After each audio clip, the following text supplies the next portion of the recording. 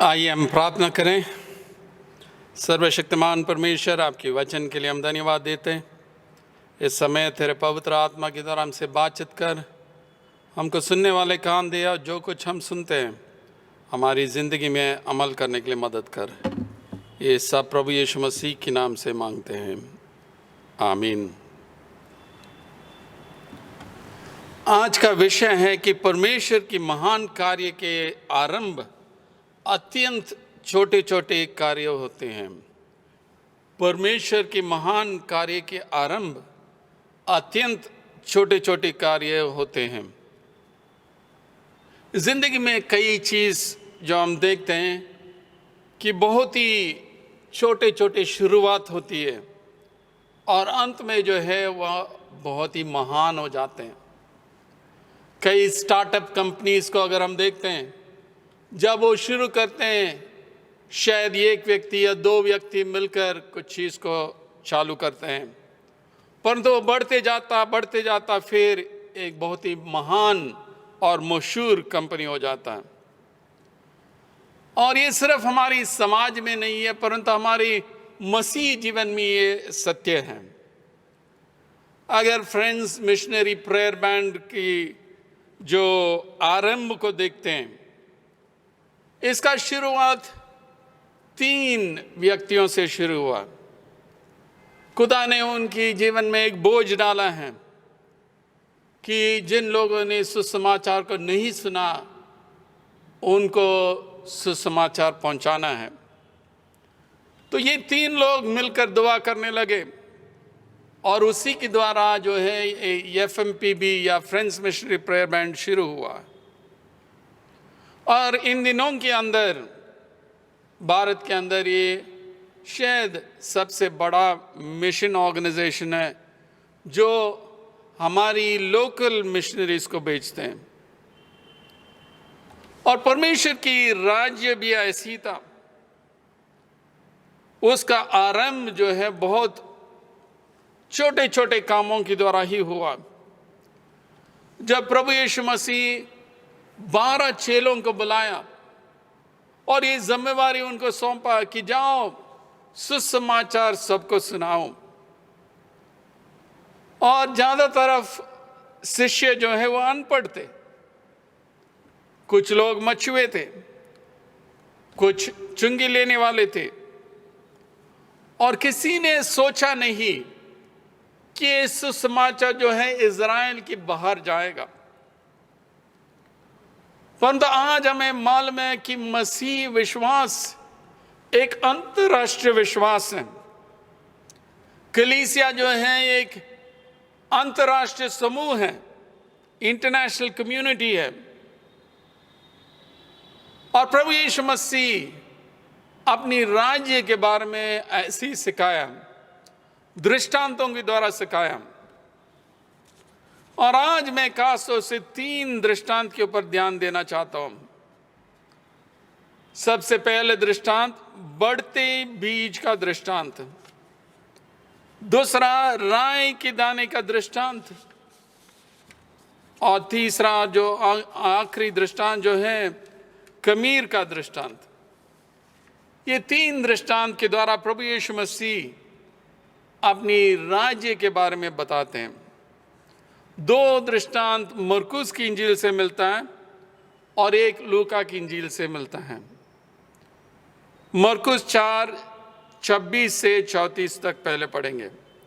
फिर उसने कहा, परमेश्वर की राज्य ऐसे हैं जैसे कोई मनुष्य भूमि पर बीज छेड़े और रात को सोए और दिन को जागे, और वह बीज ऐसे उगे और बढ़े कि वह न जाने। पृथ्वी आप फल लाती है, पहले अंकुर, तब बाल, और तब बालों में तैयार दाना। परंतु जब दाना पक जाता है तब वो तुरंत हंसिया लगाता है, क्योंकि कटनी आ पहुंची है। प्रभु यीशु मसीह इससे पहले जो है मरकुस की इंजील में बीज बोने वाले के दृष्टांत के बारे में सिखाया है किस तरह एक व्यक्ति जो है बीज बोया है और उसका प्रत्युत्तर जो है अलग अलग तरीका की था।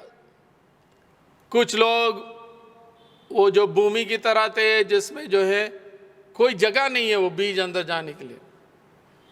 कुछ लोग पथरीली भूमि की तरह थे, जब बीज बोया गया एकदम उसको स्वीकार किया, परंतु ज्यादा गहराई नहीं है इसलिए वो मर चुका है।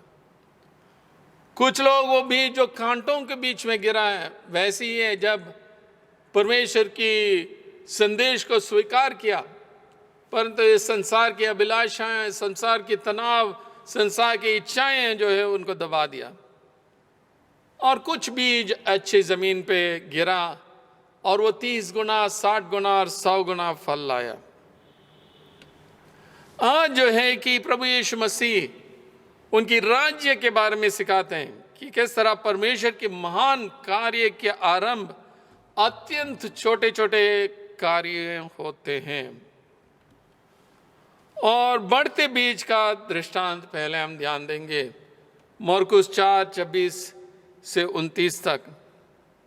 परमेश्वर के राज ऐसे जैसे कोई मनुष्य भूमि पर बीज छींटे और रात को सोए और दिन को जागे, और वो बीज ऐसे उगे और बढ़े कि वह न जाने। वो बीज ऐसे उगे और बढ़े और वो न जाने, उनको नहीं पता था, परंतु वो बीज जो है बढ़ते जा रही हैं, वो उगते जा रही हैं।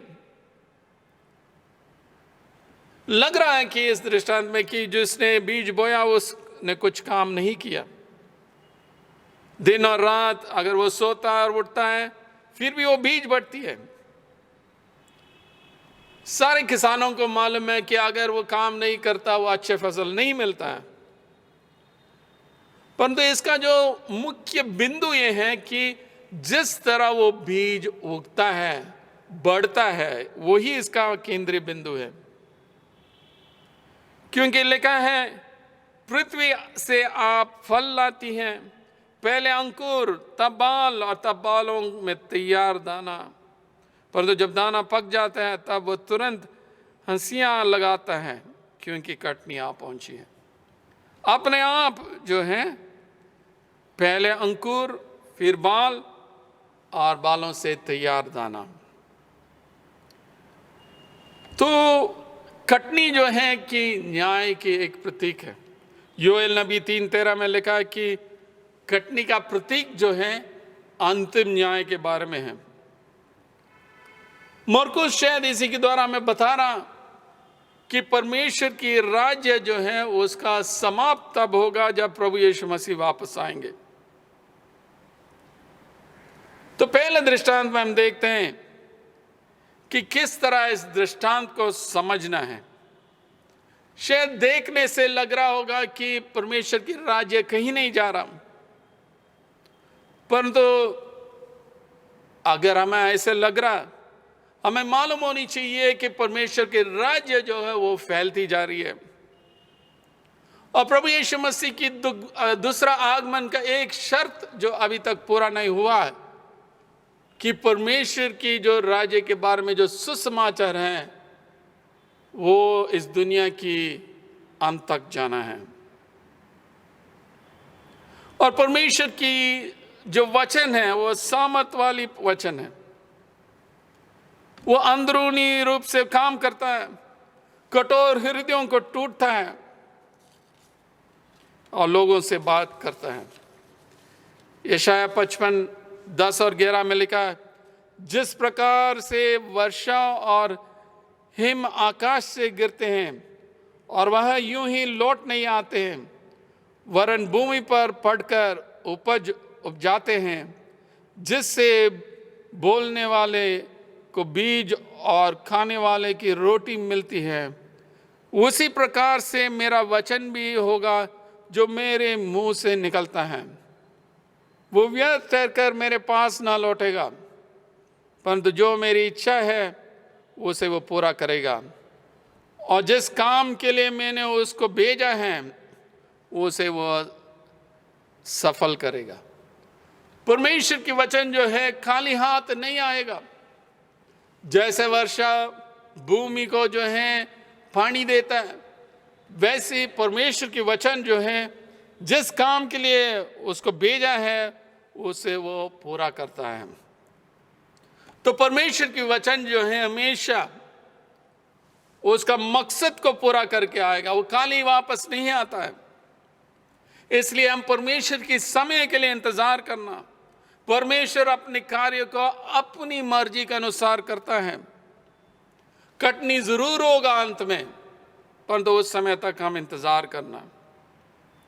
तो मेन बिंदु इसमें है कि बीज उगती है और बढ़ती है, और वैसे परमेश्वर के राज्य भी उग गया है और बढ़ती जा रही है। शायद हम सोच सकते हैं नहीं हो रहा है, परंतु ये हो रहा है। दूसरी दृष्टांत जो है कि 30वीं आयत से 34वीं आयत में राई के दाने का दृष्टांत है। फिर उसने कहा, हम परमेश्वर के राज्य का उपमा किससे दें और किस दृष्टांत से उसका वर्णन करें। वह राई के दाने के समान है कि जब भूमि में बोया जाता है तो भूमि के सब चीजों से छोटा होता है, परंतु जब बोया गया तो उगकर सब साग पात से बड़ा हो जाता है और उसके ऐसी बड़ी डालियां निकलती है कि आकाश की पक्षी उसकी छाया में बसेरा कर सकते हैं। और वह उन्हें इस प्रकार से बहुत दृष्टांत दे देकर उनकी समझ के अनुसार वचन सुनाता था। यहाँ पे स्पष्ट रूप से लिखा है कि आकाश की पक्षियां उसकी छाया में बसेरा कर सकते हैं। और ये राई की दाना का दृष्टांत जो है मत्ती, मरकुस और लूका में तीनों में है, परंतु खमीर का दृष्टांत है सिर्फ मत्ती और लूका में है। यीशु मसीह कहता है कि परमेश्वर के राज्य की उपमा किससे दें और किस दृष्टांत से उसका वर्णन करें, और फिर कहते हैं कि राई की दाना के बराबर है। बहुत सी छोटा बीज है, और पैलेस्टीनियन की किसान जो हैं कि इसको बोते हैं और बहुत ही अच्छा मौसम में वो है 10 से 15 फीट ऊंचाई तक ये उगता है। तो क्या क्या इससे हम सीख सकते हैं। पहले चीज जो है कि विकास का प्रतीक है, सिंबल ऑफ ग्रोथ, कि छोटी बीज है, छोटी छोटी शुरुआत है, परंतु आज बाद में जो है क्या ऐसे बढ़ता है कि आकाश की पक्षियों को बसेरा देता है। लेकिन पक्षी उसकी छाया में बसेरा कर सकते हैं, पक्षी उनकी छाया में बसेरा कर सकते हैं। छोटी शुरुआत। 12 चेले जो हैं बहुत ही कमजोर लोग थे, अनपढ़ लोग थे, कोई क्वालिफिकेशंस नहीं थे, परंतु उनको यीशु मसीह ने चुना और उन्हीं के द्वारा जो है पूरे दुनिया में ये सुसमाचार फैल गया। शुरुआत बहुत ही छोटा था, परंतु अंत में जो है पूरे दुनिया में पहुंच गया। और परमेश्वर के राज्य जो है कि अंदरूनी रूप से काम करता और बारीक रूप से भी काम करता। हम देखते हैं कि बाहरिक रूप से परमेश्वर के राज्य जो है यीशु मसीह के आगमन से स्थापित हुआ है, और ये राज्य बढ़ती जाती है जैसे लोग यीशु पर विश्वास करते हैं और उनके राज्य में प्रवेश करते हैं। परंतु परमेश्वर के राज्य हमारे जीवन के अंदर भी है, हमारे अंदर भी ग्रोथ होना चाहिए, बढ़ना है, उगना है। और जितना हम पवित्र आत्मा का काम करने देते हैं, हम भी मसीह की तरह बनते जाते हैं।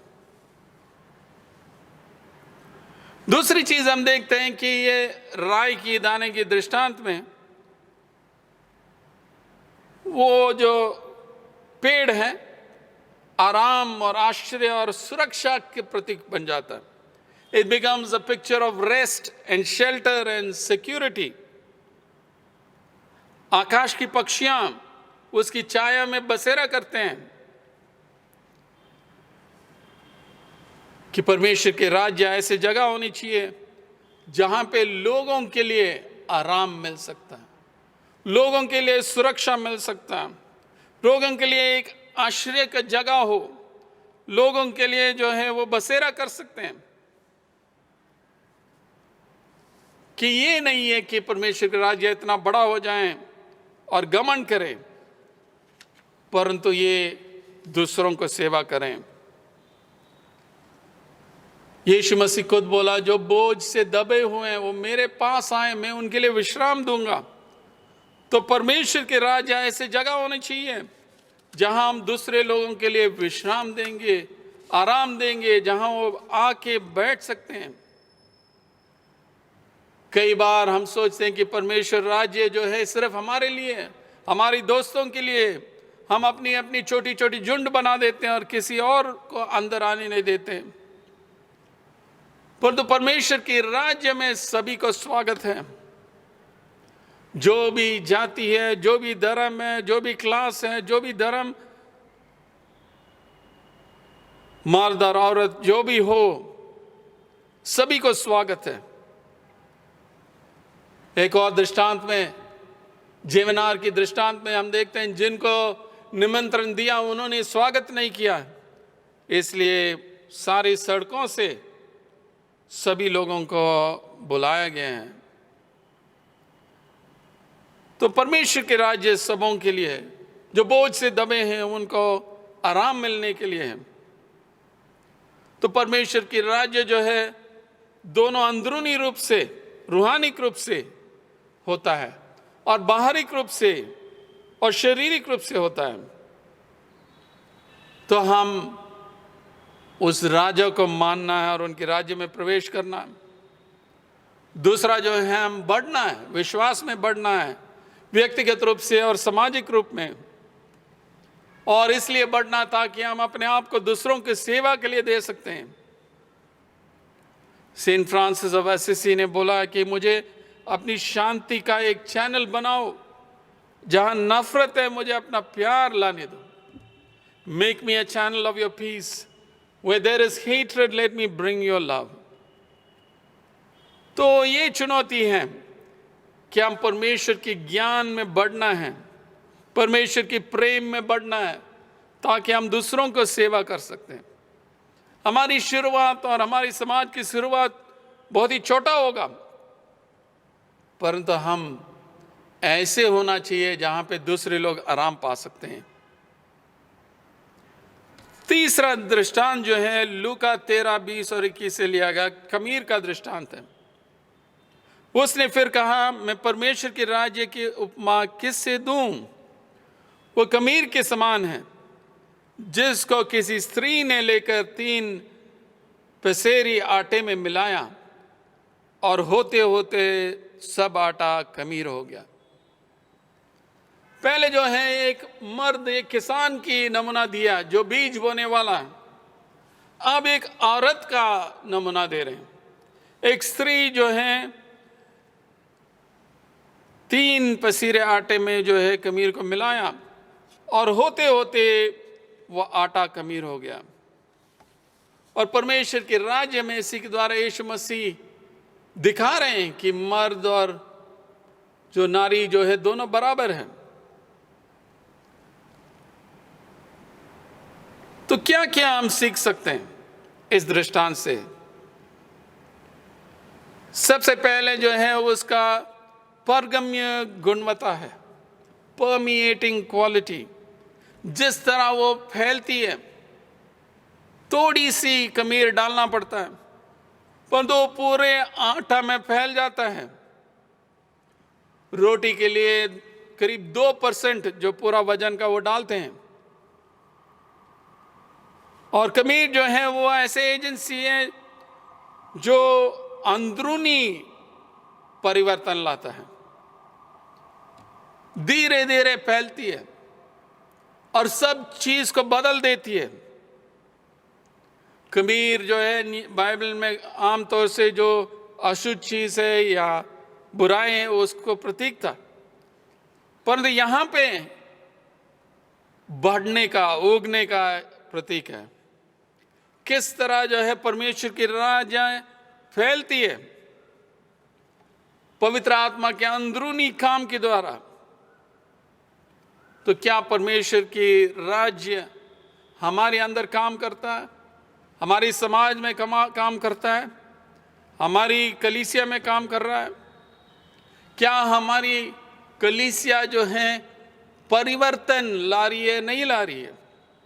क्या हमारी जीवन में परिवर्तन है या नहीं? क्या जो वैल्यूज है, जो मूल्य हैं, क्या उसको हम स्वीकार करते हैं, परमेश्वर के राज्य की वैल्यूज को? क्या वो वैल्यूज हमारी जीवन को बदल रहे हैं, नहीं बदल रहे हैं? जिस तरह कमीर फैलती है, हम भी समाज में फैलना है। दूसरी जो है कि परिवर्तन लाती है। थोड़ा सा ही डालना पड़ता है परंतु चेंज लाती है। मदर टेरेसा जो है एक अच्छा नमूना है। बहुत ही छोटी सी कद की थी, 5 फीट की हाइट थी उसकी, बट वो सेवा करने लगी। धीरे धीरे धीरे कलकत्ता में सेवा किया। जो लेप्रेसी से पीड़ित थे उनको देखभाल किया, जो सड़कों में गिर पड़े हैं उनको लेके आया, जो मरने के करीब थे उनको लेके आया और सभी को परमेश्वर के प्रेम दिखाया। और उस स्त्री के द्वारा मिशनरीज ऑफ चैरिटी स्थापित हुआ और आज वो पूरे दुनिया में है, क्योंकि वो भी कमीर की तरह आपने जीवन बिताया, समाज में परिवर्तन लाया। तो परमेश्वर के राज्य जो है कि हमारे जीवन में भी परिवर्तन लाता है और हमारे जीवन के द्वारा समाज में भी परिवर्तन लाता है। हम सब के अंदर कमजोरियां हैं, कमियां हैं, परंतु जब हम परमेश्वर के राज्य को हमारे जीवन में काम करने देते हैं, परिवर्तन मिलता है। तो 3 दृष्टांत, आज हमने 3 दृष्टांतों के ऊपर ध्यान दिया। पहले चीज हमने देखा है कि जो बीज जो है, बढ़ते बीज का दृष्टांत, फिर राई के दाने की दृष्टांत, फिर कमीर का दृष्टांत। बढ़ते बीज का दृष्टांत में हमने ध्यान दिया जिस तरह परमेश्वर की वचन अपनी समय में काम करेगा, हम इंतजार करना, परमेश्वर का वचन कभी खाली नहीं आता। राई की दाने की दृष्टांत में हमने देखा किस तरह वो विकास का प्रतीक है, आराम और आश्रय और सुरक्षा दूसरों को देने के लिए हम होना है। कमीर का दृष्टांत में हमने देखा कि परिवर्तन लाना हमारे जीवन में और समाज के जीवन में। खुदा हम सबको मदद करे ताकि सच में हम परमेश्वर के राज्य को फैलाएं और उसी के द्वारा हमारा जीवन खुद बदल जाए और हम मसीह की तरह बन जाएं। खुदा आप सबको आशीष दें। आइए हम प्रार्थना करें। सर्वशक्तिमान परमेश्वर, हम धन्यवाद देते हैं आपके वचन के लिए कि परमेश्वर के महान कार्य के आरंभ अत्यंत छोटे छोटे कार्य होते हैं। परमेश्वर, आपके राज्य के लिए हम धन्यवाद देते हैं। छोटे छोटे शुरुआत से आज एक बहुत ही बड़ा राज्य हो गया। हम प्रार्थना करते हैं और धन्यवाद देते हैं कि आपके राज्य में जो प्रवेश करते हैं वो उनकी ज़िंदगी में परिवर्तन आप लाते हैं, पवित्र आत्मा के द्वारा लाते हैं। हमारे जीवन में परिवर्तन ला परमेश्वर, ताकि हमारी जीवन व्यक्तिगत रूप से और सामाजिक रूप से हम हमारी समाज के अंदर परिवर्तन लाएं। तेरी आत्मा से हमें शक्ति दे, तेरे राज्य को पहचानने के लिए हमें मदद कर और राज्य को फैलाने के लिए हमें मदद कर। ये सब प्रभु यीशु मसीह के नाम से मांगते हैं, आमीन।